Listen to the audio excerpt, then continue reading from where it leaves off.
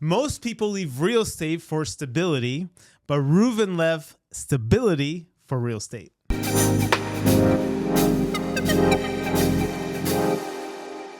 Welcome to the Earn the Signature podcast. I'm your host today, Jeremy Gomez, team leader of the JC Signature team. And today we have a very special guest. He is one of our seasoned agents. He's been with us for a very long time. One of the most colorful characters in our team because he keeps us always on our feet, always, bringing that humor into place. But today we're going to get to know Ruben Salamat, who came to us after a long career as a government employee to start his career in real estate. And again, he brings so much to our team. He is a very, very smart individual. You remind me a lot of a couple people that I know put together, analytical, but at the same time, very logical in the things that you do. So for the people that, are listening to first meet you, who is Ruben Salamat? Wow, what an intro. I wasn't ready for that, but like you said, my name is Ruben, and Who am I? I am your next realtor. That's it. I love it. And outside of real estate, we want to know you. Yeah. So outside of because we're going to talk about real estate a little bit here and there today, but outside of real estate, who is Ruben outside of real estate? Well, I am a human being. Beautiful. Yeah, I am. Well, I was born in Spain, and my father is Filipino. Okay. So I don't speak any Tagalog, but I do speak Spanish. I was born in Spain, and I came here to Florida when I was just a young buck, and I've been here ever since. So, like you said, I was in the government employee for over 18 years, and then I decided to explore different areas of a career and fell in love with real estate. I love it. So grew up here in Florida? Yep. Grew up here in Florida. Orlando, Florida the whole time. That's right. Oh, okay. Awesome. And that's where you went to high school and then... Yep. I went to Rio Pinar Elementary, Liberty Middle School, and Dr. Phillips High School. Absolutely. So I am a Florida grown. For those of you who know like the East Orlando area, this is where it's all about. That's right. That's all about. And then so talk to us. So right after high school is when you got that government job. Yep. Actually, I went to college and I got my associates, and I applied for the courthouse.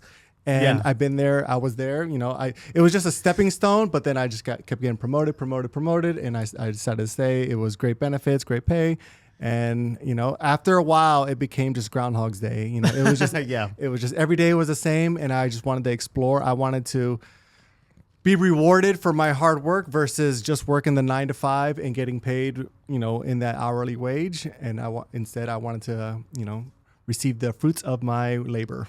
No, absolutely. So how long was that government job? 18 years. 18 years. So you were... I started when I was 2. Yeah. So 18 years, so you were legal already to do it. All right, perfect. So let's talk about that for just 1 second. So you got promoted and promoted and promoted and promoted. What was the entry level job there when you guys? I was a file clerk, just filing away files. Files. Yep. They would just bring in files from carts, and I would just put them away. Believe it or not, the courthouse is huge, so there was hundreds of thousands of files, and if anybody checked it out, whenever they're done, they're thrown in a cart, and I'd have to put it away. Gotcha. So let's say middle of the ground, your first promotion. When was the next promotion? What did you do? It wasn't a huge promotion, but then I went to customer service. Customer service. Yeah, okay. So I was in the front line, and I was there for 2 or 3 years, and then they saw what a great customer service provider I was, and they moved me into a team leader role in customer service. Gotcha. Okay, so middle of the ground, you're like maybe third or fourth promotion. How many promotions did you get actually? I went from file clerk, customer service, to team leader, to supervisor, to assistant manager. There you go. Okay, so middle of the ground. So let's talk about the final promotion. What was your duties over there? Well, I was over many different departments. I was in criminal, civil, all these different departments, and I was over, several of the clerks to make sure, everything was processed on time. There was a lot of data entry and things like that. But yeah, just making sure everyone was doing what they needed to do. And for us, you were our when you were in the courthouse, you were kind of our go-to. And where do we find this? Trying to get out of jury duty. Yeah, trying to get out of jury duty. Don't hold up against us. Traffic tickets. Yep. If we needed to do some FBI work or somebody, we used to always call you and say, "Is this person legit or does he have any dirty?" I mean, I never used my powers like that, but it's public record. Yeah, of course. Yeah, it was just you helped us out with it. Okay, Yeah. So was you're going through these years and promotions and all these things, when would you say was 18 years in the courthouse? What year from 1 to 18 did you start thinking about maybe I need to do something else? When like that thought came to your mind? Yeah, that's a great question. I would say roughly, maybe 15 or 16. I used to go with Jackie. She's my wife. Yeah. On the team as well, and I used to see the different promotions, parties, get-togethers. Yeah. Some of the things she would tell me about, and I was like, wow, it seemed super interesting. It seemed super fun. And come COVID, whenever I was going through, when the whole world was going through that, of course, I was, thinking, is this the end all be all? I wanted to do more. I wanted to be, I was getting tired of the same old, and I wanted to explore, and I didn't want to punch a clock anymore. I wanted to, kind of do what I need to do out there, outside of it. No, I love it. And just like Ruben said, Jackie, who's your wife, she's been with us for going on 13 years, probably 14, probably 14. And again, I remember you attending. You were the spouse, but you were the plus one. You were attending all the parties, all the galas, and all the stuff that we used to do. The brokers opens. Yep. I think I remember seeing you there. All the picnics, and mind you, we come from a culture that it was we brought that sort of like Miami vibe to real estate. So I know you were seeing that, and of course having fun at it, but obviously having some great results with our agents. As you guys know, our company ran to about 150 agents at one point. So I know you saw it. And then so that thought, do you remember that thought? Maybe the thought that you said, okay, your initial thoughts, you were seeing all these things happening around us in the parties and all this stuff that you used to see. But do you remember that exact moment or that exact thought that came to you as, okay, I got to do something. I can't ignore this anymore. Do you remember that thought? Or something happened? I don't know. It was, not to get into too detailed, but I was just, I was attending all the parties and everyone's all dressed up, and I was like, hey, I look cool in a suit too. Yeah. And it was just, I was like, you know what? I'm going to take one step at a time, and I was going to get my license. Yeah. And then take the next step is, me have my license and then see how it goes from there. And then it was just another step. Like, you know what? Maybe this is, I can do this, because then I got one transaction. I was like, man, that was super fun, super awesome. And it was satisfying helping a family get their first house, because I knew how it was whenever I purchased my first house and my second house, and I wanted to be able to share that experience, a good experience, not someone that's gonna leave them in the dark. So I wanted to be able to give that experience and say, hey, and then going through one, I was like, let's do another, and I was like, you know what, I got to do this full time. Gotcha. Yeah. No, and I remember that first transaction. Yeah, I remember that. It was great. And we talking to a lot of entrepreneurs and young up and coming, 20-year-olds that are trying to get into business, maybe trying to get into real estate. We have a great one of our agents who found us on TikTok, and now he's an up and coming agent of ours. So everything you're saying hopefully relates to a lot of people. But this is a very, I think one of the questions that I want to know is, what's scary once you decided to do this full time? What was scary you the most to go from stability of like that steady paycheck to now 1099, because 1099 everybody knows is your own schedule, your own discipline, and you're really your own business owner at that point. What was scary the most? It's super scary. It took many conversations with my wife and the Lord above. To say, hey, I'm gonna do this. Being a W-2, you're going to get paid every 2 weeks. You have insurance. It's very stable. It's safe. Yeah. But again, I wanted to be rewarded for my hard work, and I put all my faith and all my eggs in one basket and said, okay, I'm going to jump ship and try it out. And success or failure was not an option, actually. So I had to hustle. Yep. And I remember we were right off of COVID. Yep. You came on board to our team I remember the date actually when we announced you. It was May the 4th be with you. Yep. May 4th. It was a Star Wars Day. It was our Cinco de Mayo big thing, and it was 2021. So we're talking about going on 5 years now, coming this May in a couple of months. And I know, we had conversations, and even in my dining room table, we had a couple dinners, and we're like, are we doing this, or what was happening? And I remember that call where I believe Jackie and I think even you texted me and said, okay, he did it. He turned in his letter. Yeah. This is it. Yeah. Like, there's no going back now. What was the biggest shock after you clocked out for the last time, and now you got dressed in your suit now, and now it's 1099? What was the biggest shock you had in those first couple of weeks or the first couple of months of being a 1099 employee? Yeah, you imagine you wake up every day, go to the same place for so many years, and then all of a sudden, come Monday, I wasn't doing that. I was getting dressed to go somewhere else. So it's super scary, to be honest, but one of the best decisions I've ever made. But super scary, but sometimes you just got to jump. Yeah. Was the biggest shock saying, wait a second, I'm not going to clock in anymore? Or what? Yeah, I mean, technically I didn't clock in, but having to be there, when somebody's looking for me at 8 o'clock, but yeah, then now it's crazy. You don't have a clock to punch, but you have to wake up and motivate yourself. Yeah, motivate yourself. And one of our biggest sayings here is every day we wake up unemployed. That's right. And we're as good as the last deal.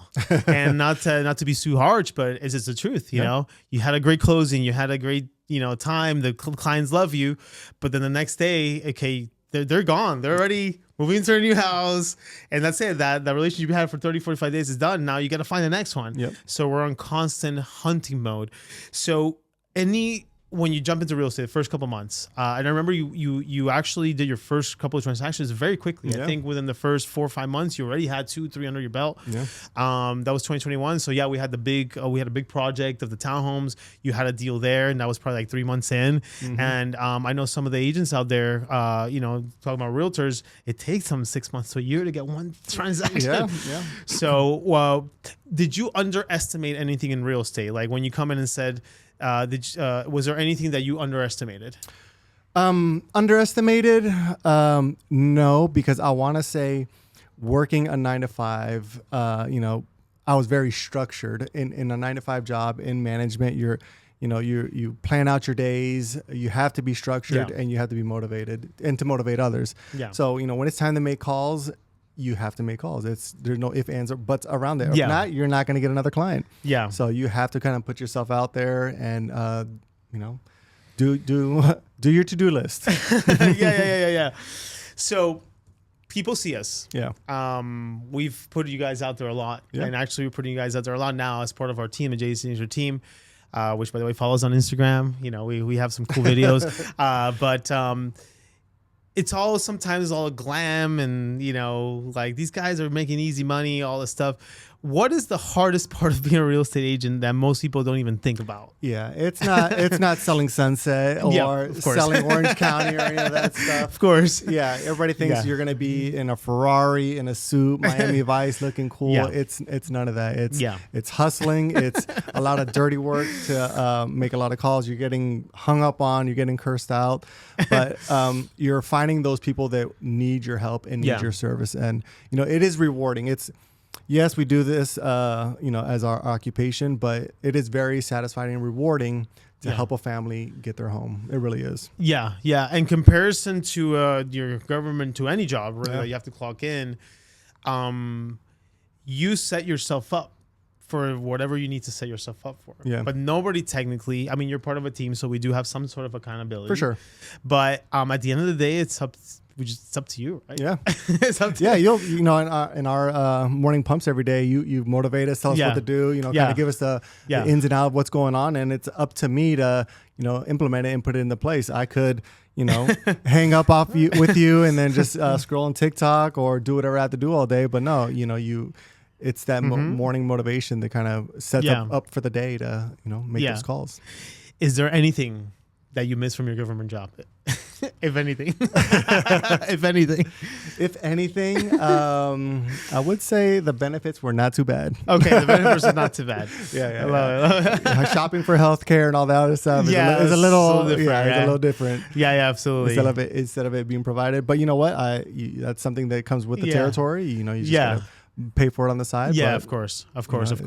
Right. And one of the biggest things now is like paying taxes. We had a conversation a couple days ago. That's a bad word. I hate. Yeah. That's definitely a negative for sure. Yes. Please. You gotta budget yourself, right? You gotta budget yourself. It's a lot of as a 1099, as you know, you get all this. I'll start getting all this income because at W-2 you know what your pay is, but then your check comes in less because you got all your taxes are being paid and your 401ks and all that. But once that's done, it's just a big block sum. Was that a shock? That what was okay? Let me rephrase that. What was your first take when you saw that first check come in, or that first amount in your bank account? I don't know what it was. I remember like that first commission. I was like, this is pretty awesome. Yeah, you can, if it's going to be like this is going to be awesome. But more of a shock is whenever Uncle Sam, it was come that time. I was like, what? I got to pay this? No. Now I'm used to it. Now I budget for it. But yeah, that's definitely a shock that not too many people understand that. No, you got to put it away. You got to put it away. Yeah. It's got to be in. And then going from W-2 to 1099. Yeah. What did you have to change your mindset, or how did your mindset change from going from being a employee to now being an entrepreneur? Yeah. It was rewarding, but again, it comes with a shaky territory of taxes and things like that. So, when you get that full paycheck, you're like, awesome. When you're a W-2, that whole paycheck that's it. You don't have to worry about anything else. But when you get a commission check, just know that not a big portion, but a portion of it is going to go to Uncle Sam. So you got to put that away. So that's definitely something that you have to keep in mind. Very true. And again, all the entrepreneurs out there, again, if you're working for yourself, this is one thing you have to take into consideration, because if not, it won't be good news. All right. Not that much. Okay. Skills. So I've worked with you close hand to hand. I've known you for a very long time. Ever since you were the +1 and the spouse or whatever. We had some great conversations back then, of course. But now working hand to hand in the team and working hand to hand and training you and building up, I've noticed you have some great skills. Attention to detail, I think, has been one of the things that I see a lot. Very logical. My brother Joe was very like that. He's the one that will analyze numbers and analyze the procedures a couple of times before actually going into it, and that's a good quality. I have it to a certain extent. Sometimes I just roll the dice and see what happens. Jackie, will tell you that, and all my admin staff and my wife. And sometimes it's rewarding. Yeah. But is there any of those skills that you took from the government job to real estate? One of them is customer service. Beautiful. Believe it or not, at the courthouse or in a government job, you do have to have customer service. Not only customer service for the public, but as far as your team as a leader. So, working with people, speaking with people, you have to kind of put yourselves in their shoes and kind of, be able to provide that type of service and respect and professionalism to those clients. And we've had conversations of clients, and I will tell you one of the things that I've seen in the transactions that you've done, I believe you treat their money like if it was yours. Oh, absolutely. And the house like if it was yours. I penny pinch for them because I know how I am, so I penny pinch for them. So I make sure they get the best deal. Absolutely. How important is that? It's super important. Not everyone has money to blow, and everyone is on a budget. And I know how it is, so I want to make sure that not anyone overspends, that they're going into a situation that is not going to ruin them. So I definitely put myself in their shoes, and I, not only am I their real estate agent, but I'm their accountant. I'm gonna make sure they keep all their money in their pocket. We have a couple hats, right? Yeah. Accountant, psychologist, for sure. Marriage counselor. Yeah. What, any other hats that you wear in real estate now? One time I was a pressure washer because they needed help selling it, and I was like, man, older couple, and it was one of the HOA requirements, and I went out there and I pressure washed their driveway for them. The power washer. Any other hats? Any other hats? I mean, it's endless. Endless, right? We're endless, yeah. Endless. So speaking of pressure washing, do you feel pressure? How does it feel now? Is it still a lot of pressure, or do you feel more freedom? I feel both. I feel the freedom of, again, not having to report somewhere, go on vacation if I want to, and have, people that can back me up and things like that, but I don't have to ask permission to do things. That's what I find it so rewarding, that freedom. Yeah. But pressure, sure. Once you're working with clients, you have to, in the back of your mind, know that you have to get another one and then another one to keep it going. But absolutely, there's pressure, but there's pressure everywhere, right? There's pressure everywhere. Pressure makes diamonds. That's it. And then again, you could have the pressure of not fulfilling your financial goals or your dreams, like you probably had when you were in the government job, and then now you have the pressure. So we always say, pick your pressure. Yeah. Pick your hard, right? Pick your hard. It's hard to be broke. It's hard to have freedom and make a lot of money, right? So it is how it is, right? Pick your hard. Pick your hard. Absolutely. That's a Tom Ferry quote, right? But it's a pick your hard. Because again, in our industry, in one transaction can literally take the best out of you. Yeah. Do you remember that one transaction that took the best out of you? I mean, there's several that were not easy. That you know, there's always something that comes up, but you become more experience and knowledge. It kind of relieves some of that pressure, and you know what to do. And working on a team is super beneficial because you can bring that up in meetings and talk to other agents to say, hey, I'm going through this. Have you ever gone through it? What's the solution? Yeah. So that's definitely a benefit. Yeah, the war stories. Yeah, absolutely. So, and looking back now, we talked about your government job. We talked about W-2s, entrepreneurship. Looking back, is there anything that you would have regretted if you did by not making the move? No regrets. No regrets. Obviously I miss what I used to do because I met a lot of great people, but no, I think this was my path. This 100%, is your path. 200%. 200%. That's right. But me that I've known you for a very long time, your real estate portion after, probably the first 6-7 months, even the first couple of months, I think you were just having so much fun with it. Yeah. I see you more relaxed, more at peace. Yeah, for sure. I mean, whenever I did join, it was the boom and everything was crazy. 2021 was insane. Yeah, it was crazy. We like to call it the champagne years of real estate. But I definitely learned a lot, and it kind of prepared me for, the road that I'm on now. No, absolutely. How do you compare the first year of real estate to now? You were talking about 5-year difference. It's an adjustment just because, it was just, we had so much traffic, so many clients that were trying to take advantage of these interest rates. Yeah. So it was just managing so many different clients. Now that the market has slowed down a bit, it's, taking care of making sure everything is super smooth for everyone. But I learned a lot in those first years, but it made me the agent that I am today. No, I love it. I love it. Hey, listen, nothing but great reviews, all the clients we've spoken to, all the testimonials. And this is what it's all about. Yeah. Like you said, taking not only the knowledge, but customer service is key. Yeah. We make our clients feel like millionaires. Yeah. And that's number one key. If you're in business right now, the main thing right now is making your clients feel like $1 million. For sure. Like they're the only client in the world, right? Rihanna's on the only girl in the world, the only client in the world, the only client in the world, because that's how some clients we come across that, nobody give them the time of day. Yeah. Because they judge them by their credit, they judge them by their status or whatever. And we find a way and we make it happen. Yeah, so, for sure.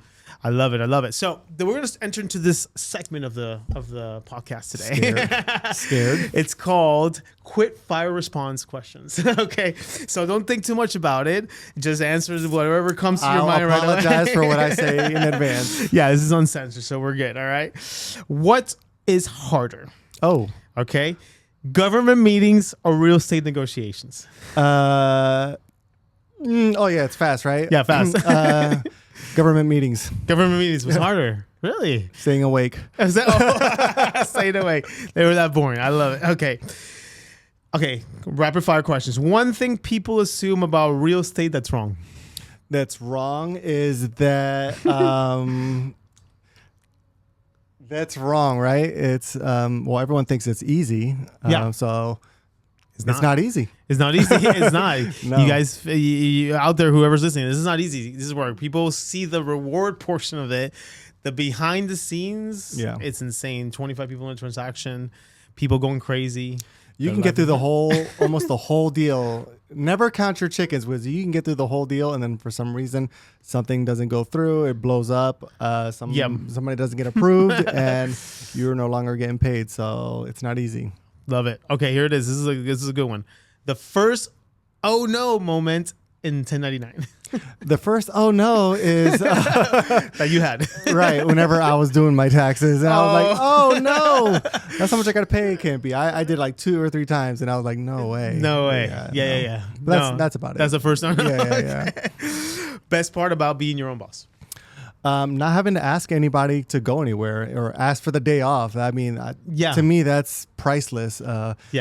For so many years, I was like, hey, can I, submit a request? Can I take these days off, or the calendar's full, whatever? I don't have to ask that. I communicate and say, hey, I may not be here these days, or I'm going here, but I don't have to wait for a yes or no. You let us know, because we have I don't wait for a yes or no. You're out. Yeah, it's awesome. I remember last one you took, you were just like, hey, by the way, I'm going to be here. Yeah, I'm going to Vegas. So. Oh, but it was Vegas. Yeah, it was Vegas, actually. We went from Vegas. I love that. I really love that. I love it too. And that's what we encourage. I mean, this is all about building the freedom. So, okay. So biggest adjustment, was it not having a steady paycheck or not having an inconsistent schedule? What was the biggest adjustment? Steady paycheck, for sure. Sure. I would budget myself, and I knew, next Thursday I'm going to get paid, but not now. Yeah. Now I'm like, if this closes at the end of the month, I'm set. But that's just having that steady paycheck is good. But you can make more than that steady paycheck. And mind you, I mean, you know more than I do, but we all strive to get at least 2 closings a month. Yep. That's a steady for any agent right now. That's steady. I mean, the statistic right now is that the OK realtors, the steady OK realtors are closing 1 every other month. That's 6 transactions a year. And then 10%, 80% of the business is done by 10% of the people who have licenses. Yeah. So we're part of that 10% somehow. So you know what I mean? But that steadiness, I mean, it's no joke. Like, we know agents that's the reason why people leave the business, because they go 2, 3, 4 months without a closing. So they have to stretch out what they made for 4 months, and that's tough. Ramen soup. ramen noodles, right? What stressed you out more, your first real estate closing or turning in your 2-week notice? Yeah, that 2-week notice. You imagine just, for so many years, you're just going to this one spot, but, giving that notice and saying, hey, there's no turning around. To me, that was super scary. Yeah. And, I was sweating walking all the way over there to turn it in. But no, my first transaction, I had support from so many different people. I was not nervous at all. Got you. Yeah. Going back to that 2-week notice, I know it took you a while to turn it in. Like, in other words, to decide to turn it in. But how was that walk from, like, you got it in your hand, you were about to hand it? It was crazy. And it wasn't even a 2-week, it was a month. I was just to make sure, hey, I'm leaving on good terms. I'm going to leave in a month. But yeah, they thought it was a lie. Really? Yeah, because I'm a jokester and all that stuff. So she was like, no way. I was like, yeah, go ahead. Submit it to HR. Wasn't it in April? Like, was it like they thought it was an April Fool's joke or something? No, it was right before it. They're like, yeah, it's a little early for April Fool. Oh, they told you that. Yeah. But I was like, no, give it to HR. It's official. It's official. Got it. So, nothing but good. I mean, again, the Ruben that changed after 2021, that had the freedom and everything. I'll tell you, like I said, I see more peace. I see you're more relaxed. Yeah. I think even you say you're more stylish now. Well, you got to keep up with the Joneses. Yeah. Did you burn your uniform? Yeah, I don't have any of that clothing. Yeah. Oh my God.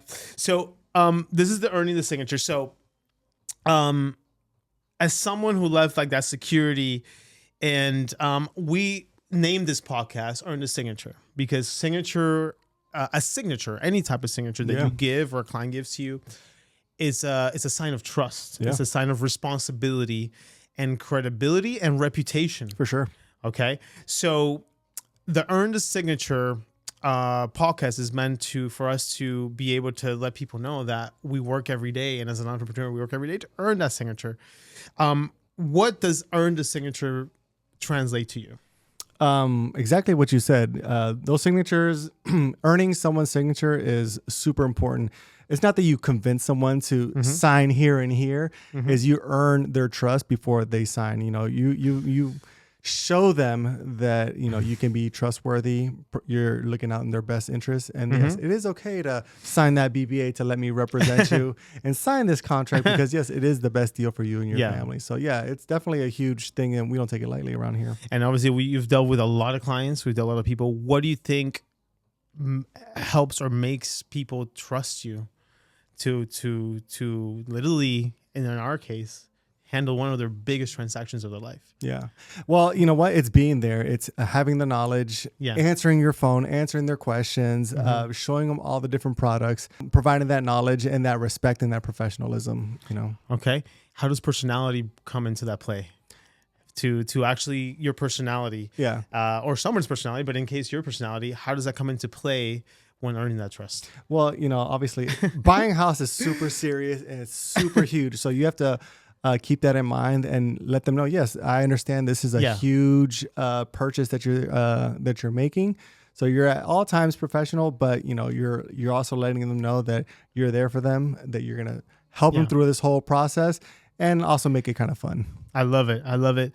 And our audience, again, are people who are up and coming. Since you left that, 9-to-5 job and came in, what is one piece of advice you would tell someone who's probably in that same position you were, saying, do I do this? Do I not do this? Do I hand in my letter? Do I go into work for myself? Maybe it could be an agent, a realtor that maybe, was part-time or wants to get into real estate. What's that piece of advice for someone who's deciding to do that move? Well, I would say do your homework. I would say if you're going to join real estate, do your homework on the team to see what they provide for you and see if it's going to be the right fit for you and will they help you grow.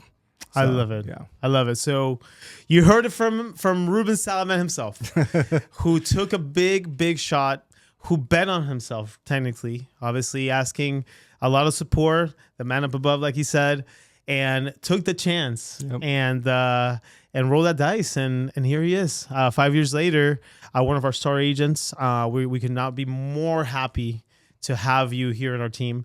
You bring a lot of good insight, a lot of procedures to us, but not least a lot of humor to our lives, which we love. You should see some of these Zoom calls, which are really cool. All right, but we really appreciate you, and everything that you do. And obviously, this is your first episode here, but we're gonna have plenty of episodes, entertaining episodes. And now that everybody knows you, it's like family now. So It's really good. Awesome. Well, can't wait. Awesome. Well, thank you so much for being with us. And this is the Earn the Signature Podcast. Make sure you subscribe on all of our platforms, YouTube, Instagram, TikTok, you name it, we're on there. And we'll see you on the next episode.